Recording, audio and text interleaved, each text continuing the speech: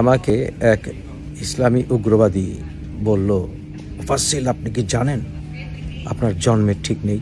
বললাম, ভাইজান কেন ভাই, এই কথা কেন বলেন আমার জন্মের ঠিক নেই? আমি তো জানি আমার জন্মের ঠিক আছে। আমি জানি আমার বাবাকে, আমার মাকে, আমার বাবা মার বিয়ে দিয়েছিল আমার নানা দাদা, সেই বিয়ে সাক্ষী আছে, কাবিননামা আছে, আমার চাচা ছোটজন জীবিত আছেন, আমার আব্বার কাজিনরা জীবিত, আমার আম্মার কাজিনরা জীবিত, আমার আম্মা জীবিত, মামারা জীবিত। সুতরাং সেই ক্ষেত্রে আমার জন্মের ঠিক আছে, এটা আমি কনফার্ম। এবং অন টপ অফ ইট আমার আব্বার সাথে আমার চেহারা মিলে, আমার আব্বা আমাকে প্রচণ্ড ভালোবাসতে, আমার আম্মার সাথেও আমার চেহারা মিলে।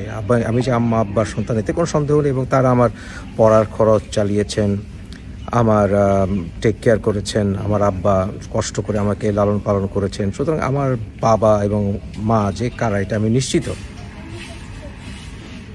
বরঞ্চ আমি এটাও জানি যে আমি কবে হয়েছিলাম, কখন হয়েছিলাম।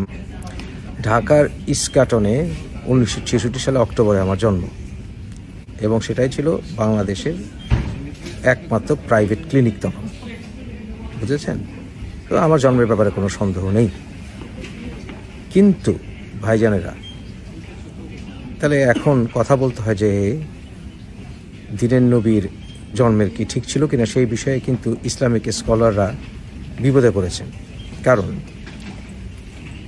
এটা ইসলামিক স্কলার স্বীকার করেন যে মুহাম্মদের দাদা তার ছেলে আবদুল্লাহকে বিয়ে দিতে গিয়ে নিজেও একটা এক্সট্রা বিয়ে করে ফেলেছিল।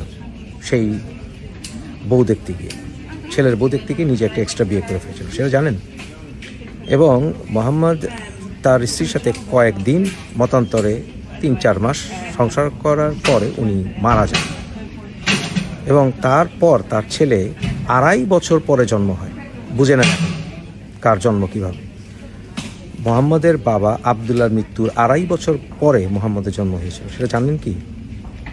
ইবনে সাদ, যে কিনা প্রখ্যাত বায়োগ্রাফার বা জীবনী লেখক মুহাম্মদের, সে মুহাম্মদের মৃত্যুর প্রায় 250 থেকে 350 বছর পরে মুহাম্মদের এই জীবনী লিখেছিল। এবং সে একমত যে হামজা অর্থাৎ মুহাম্মদের চাচা, যে কিনা জন্ম হয়েছিল ওই বউর পেটে, যেই বউকে মুহাম্মদের দাদা বিয়ে করেছিল, সেই একই বিয়ের অনুষ্ঠানে সে মুহাম্মদের থেকে 2.5 বছরের ছোট ছিল, 2 থেকে 2.5 বছরের ছোট ছিল। তাহলে কীভাবে সম্ভব হয় এটা? কীভাবে সম্ভব হয় ভাবেন তো। কিন্তু ইবনে কাসির, যে কিনা আরও মুহাম্মদের থেকে প্রায় 700-750 বছর পরে যার জন্ম, সে বলেছিল যে না, আসলে এটা ঠিক না, মুহাম্মদের জন্ম হয়েছিল ঠিকই আসলে। এবং হামজা মুহাম্মদের ছোট ছিল না, বড়ই ছিল। এই সকল চাপাবাজি গুজামিল দিয়ে তো লাভ নেই রে ভাই। আসলে কি জানেন, আসলে মুহাম্মদের নিজেরই জন্মের ঠিক নাই। একটু রিসার্চ করে দেখেন।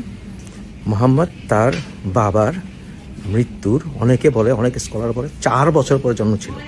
এটাও বলে মিরাকল, এটাও বলে মিরাকল। আর কি বলবেন? ঈসার জন্ম হয়েছিল বাবা ছাড়া, ঈসাকেও বলেছিল তার জন্মের ঠিক নাই।